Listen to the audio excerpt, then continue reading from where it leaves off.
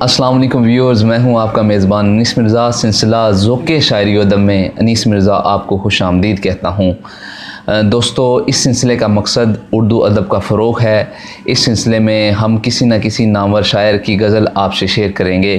آج جس شاعر کا انتخاب ہوا ہے وہ شاعر ہیں جاں نثار اختر۔ ان کی مشہور غزل پیش خدمت ہے۔ اشعار میرے یوں تو زمانے کے لیے ہیں، کچھ شعر فقط ان کو سنانے کے لیے ہیں۔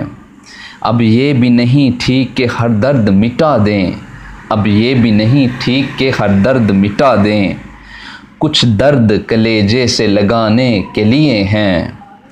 سوچوں تو بڑی چیز ہے تہذیب بدن کی، ورنہ یہ فقط آگ بجھانے کے لیے ہیں۔ آنکھوں میں جو بر لوگے تو کانٹوں سے چبھیں گے، آنکھوں میں جو بر لوگے تو کانٹوں سے چبھیں گے، یہ خواب تو پلکوں پہ سجانے کے لیے ہیں۔ دیکھوں تو تیرے ہاتھ کو لگتا ہے تیرے ہاتھ، دیکھوں تو تیرے ہاتھ کو لگتا ہے تیرے ہاتھ، مندر میں فقط دیپ جلانے کے لیے ہیں۔